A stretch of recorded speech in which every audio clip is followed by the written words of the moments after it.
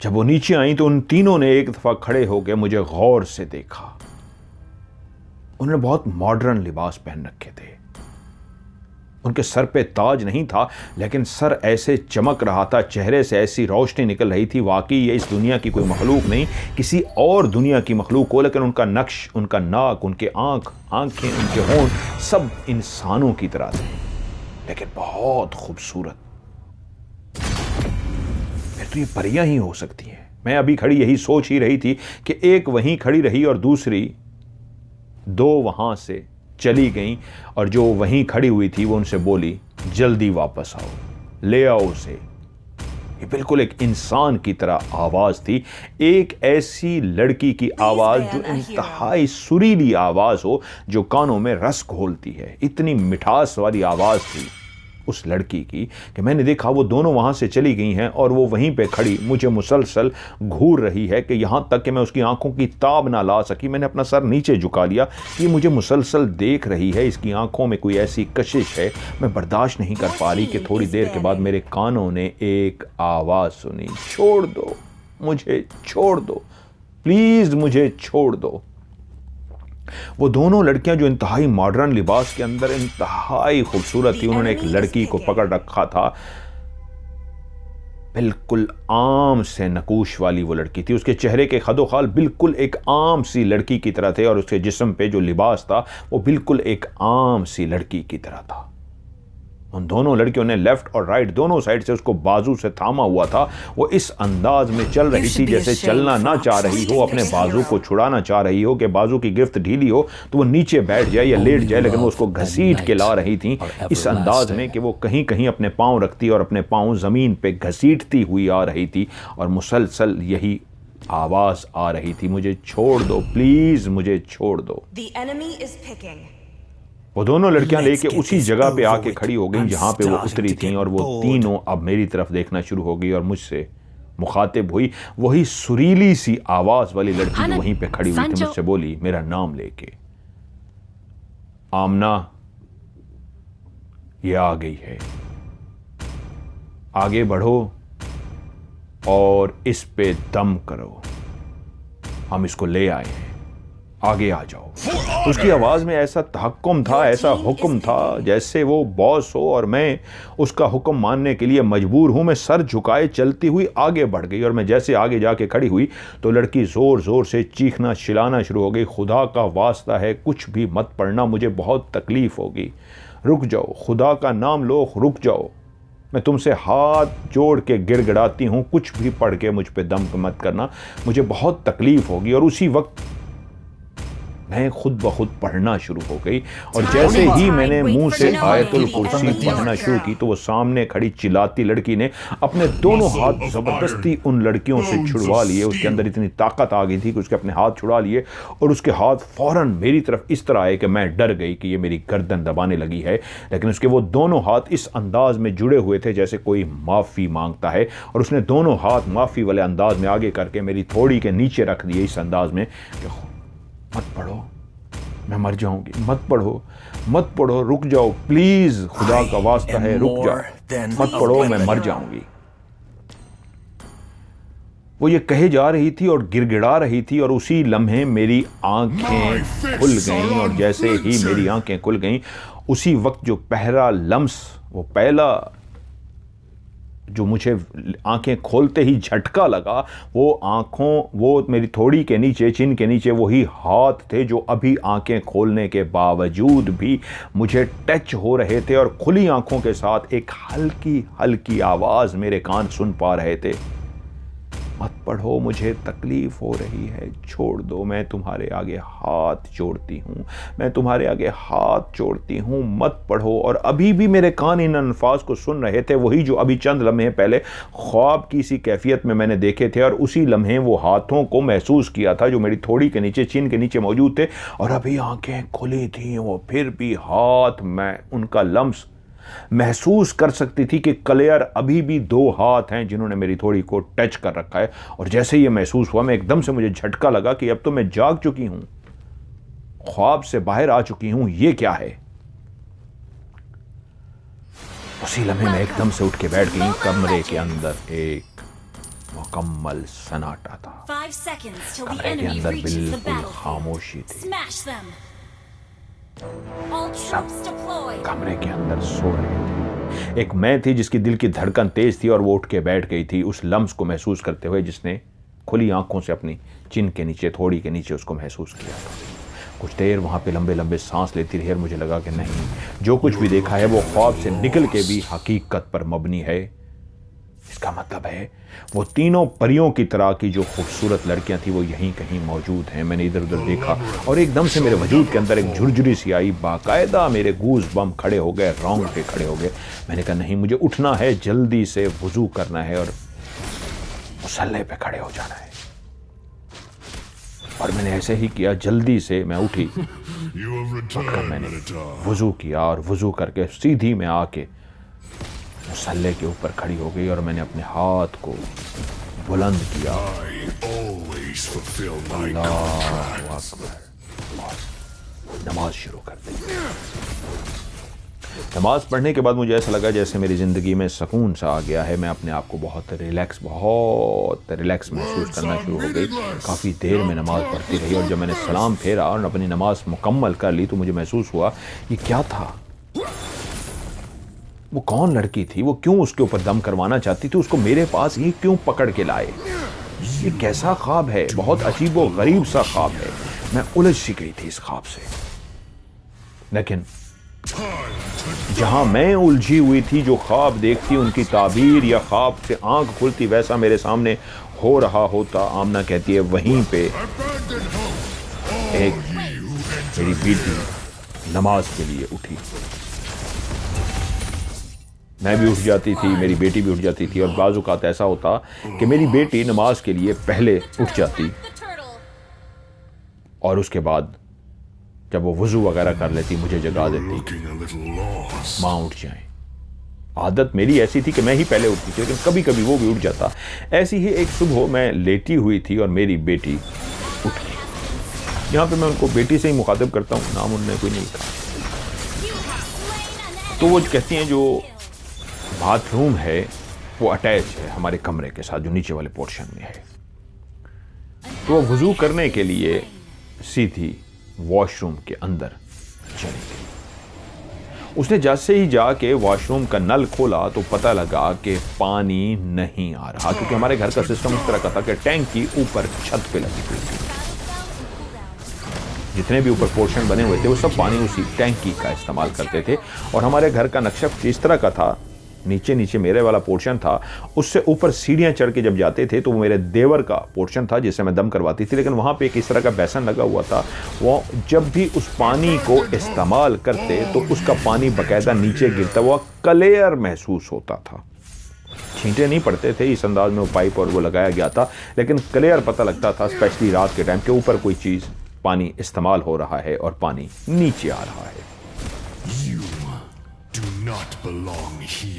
मेरी बेटी ने जब देखा पानी नहीं है तो उसने कहा ओके, मैं फिर बाहर जाके किसी बाल्टी में किसी चीज़ में अगर पानी वगैरह हुआ सहन में, मैं उससे बॉटल शटल भर के मैं अपना पानी से वुज़ू कर लेती हूँ।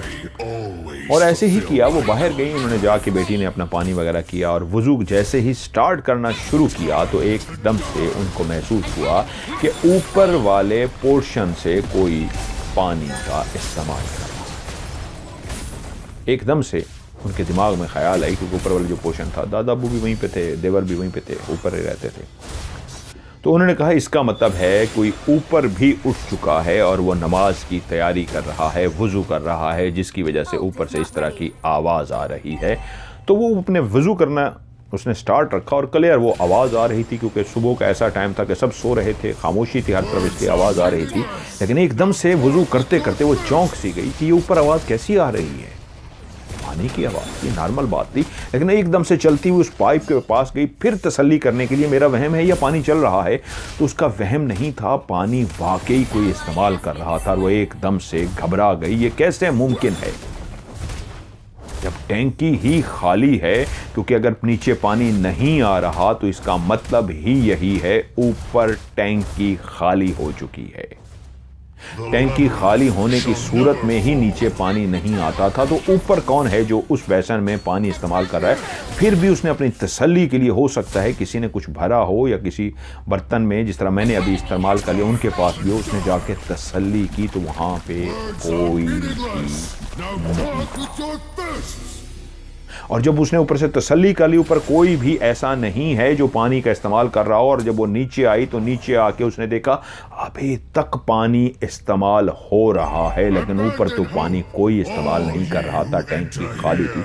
वो एक लम्हे में ही समझ गई मामला गड़बड़ है और वो जल्दी से अंदर आ गई। उसने मुझे जगा दिया, बहुत सहमी हुई थी और बोली माँ ऐसे हुआ है। मैं कहा कोई बात, मैंने उसको नॉर्मल किया, मैं भी इस तरह बाहर वुजू किया, हम दोनों ने नमाज पढ़ी। ये वाला जो मंजर मेरी बेटी ने देखा था, क्योंकि ये मंजर मेरे साथ भी ऐसा हो चुका था, और क्योंकि क्लेयर मैं भी इसी अंदाज में दे चुकी थी कि पानी टैंकी के ऊपर ख़त्म हो गया, नीचे पानी नहीं आ रहा, और जब मैं बाहर गई थी तो इसी तरह कोई वुजू कर रहा था। और जब मुझे पता लगा पानी नहीं है ऊपर, इस तरह का कोई सिलसिला नहीं है कि वुजू कर सके, तो मैं समझ गई थी। लेकिन जब मेरी बेटी डरी तो क्योंकि मैं इस वाक़ये से वाकिफ़ थी कि कोई वुजू करता है, तो इसलिए मैंने उसको जल्दी से कवर कर लिया। वहीं पे एक और वाक़या हुआ। हम सब अपने अपने बिस्तर पर सो रहे थे। मेरी बेटी भी अपने बिस्तर पर सो रही थी। रात का कौन सा टाइम था कि एकदम से उसकी आंख खुल गई। जैसे ही उसकी आंख खुली तो अपने बिस्तर पे एकदम से घबराई कि मुझे क्या हुआ है, मेरी क्यों आंख खुली है, मुझे तो इस वक्त सो जाना चाहिए, अभी तो बहुत देर है उठने में, वजू करने में, तो मैं इतनी जल्दी क्यों उठ गई हूं। तो वहीं पे लेटे लेटे जब उसने अपनी आंखें खोली हुई थी तो कमरे के अंदर जीरो का बल्ब हमारा हमेशा जलता होता था। बिस्तर पे लेटे हुए उसको महसूस हुआ जैसे कोई सरगोशी में उसका नाम पुकार रहा। नहीं, वहम तो नहीं है, ये क्लियर आवाज है जो मैं सुन पा रही हूं, कोई मेरा नाम पुकार रहा है। जैसे ही उसको एहसास हुआ कि नाम पुकारने वाला जो जिस सिंक से ये आवाज आ रही है ये तो बाथरूम वाली साइड है, तो उसने अपनी गर्दन को घुमा के देखा बाथरूम वाली साइड पे, तो सामने उसकी आंखों ने क्लियर पहली दफा एक मंजर देखा। बाथरूम का दरवाजा खुला हुआ था और बाथरूम के दरवाजे के अंदर इस अंदाज में एक लड़की खड़ी थी जिसकी उम्र बिल्कुल मेरी बेटी की उम्र के बराबर थी, कदो कामत भी बेटी की ही जिसामत जितना था, लेकिन उसने सफेद कलर के कपड़े पहने हुए थे जो उस जीरो के बल्ब के अंदर भी क्लियर इस अंदाज में चमक रहे थे जैसे वो कपड़े ना हो, उनके अंदर से लाइट निकल रही हो, सफेद कलर की लाइट। लेकिन उस लड़की ने अपने सारे बाल खोले हुए थे, उसके बाल बहुत ही लंबे थे, इतने लंबे कि उसने अपने सारे बाल खोल के अपने मुंह के आगे डाले हुए थे और नीचे जमीन तक उसके बाल जा रहे थे। अमूमन लड़कियों के इतने बाल लंबे नहीं होते, किसी के घुटने तक भी चले जाएं बहुत बड़ी बात होती है, लेकिन वो जो सर के ऊपर, मुंह के ऊपर, चेहरे के ऊपर बाल डाल के खड़ी थी इस अंदाज में कि उसके सारे बाल ना सिर्फ ज़मीन पे टच हो रहे थे कि तभी मेरी बेटी की निगाह पड़ी, ज़मीन पे भी उसके बालों का गुच्छा बन के पड़ा हुआ था। इतने बड़े बाल थे कि ज़मीन पे जाके गुच्छा बन गया था, यानी अगर वो किसी स्टूल पे, किसी कुर्सी पे खड़ी होती तो तब भी उसके बाल ज़मीन को टच होते। और जैसे ही मेरी बेटी ने उसको देखा और कमरे के उस बंद दरवाजे को देखा तो अंदर तो कोई दाखिल ही नहीं हो सकता कि उसी लम्हे जब मेरी बेटी की उसकी तरफ निगाह गई तो वो जो बिल्कुल दरवाजे के बीच में खड़ी थी वो एक कदम और आगे की तरफ बढ़ी, और जैसे ही बढ़ी मेरी बेटी शदीद डर गई। बस शायद उसके अंदर इतनी ही हिम्मत थी कि वो इस मंजर को देख सकती, वो कपकपा गई, वो एकदम से घबरा गई, उसके दिल की धड़कन तेज हो गई और उसकी मुंह से एक आवाज निकली, अम्मा अम्मा, और एकदम से वो अपने बिस्तर से छलांग मारती हुई मेरे बिस्तर तक पहुंच गई। जिस अंदाज में वो कूदी थी एकदम से मेरी आंख खुल गई, मैं भी परेशान हो गया और मैंने कहा क्या हुआ, तो मेरी बेटी शदीद घबराई हुई थी, शदीद सहमी हुई थी।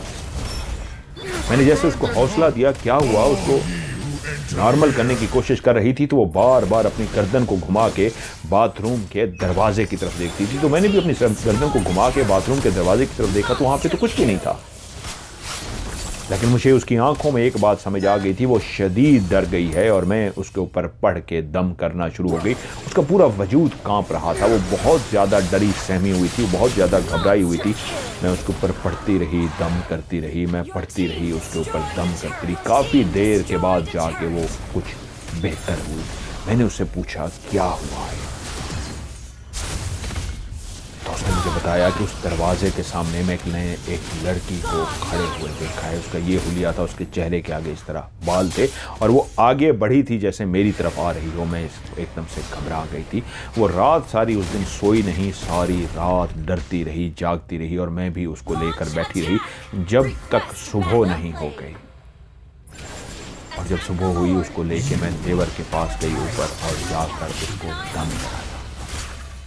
तब जाके कुछ उसकी हालत बेहतर हुई, लेकिन शायद यह भी इब्तिदा थी। वो जिंदगी की परेशानियां, वो मुश्किलात, वो जिन्नात, वो काला जादू जो मैं भुगतते आ रही थी, मैं नहीं जानती थी इससे कई गुना ज्यादा बढ़ के मेरी बेटी के साथ होने जा रहा था।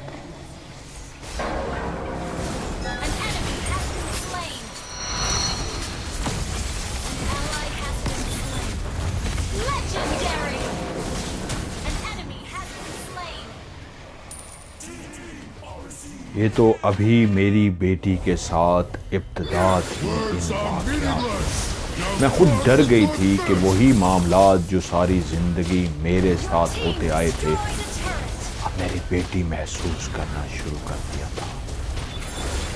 हमारे घर में बच्चे कुरान मजीद पढ़ने के लिए आते थे। उनमें से हमारे जो बिल्कुल सामने वाला घर था, उनकी एक बहुत ही पठान थी वो बच्ची, बहुत ही खूबसूरत छोटी मासूम सी बच्ची थी, लेकिन उसके साथ भी जिन्नात का मामला था।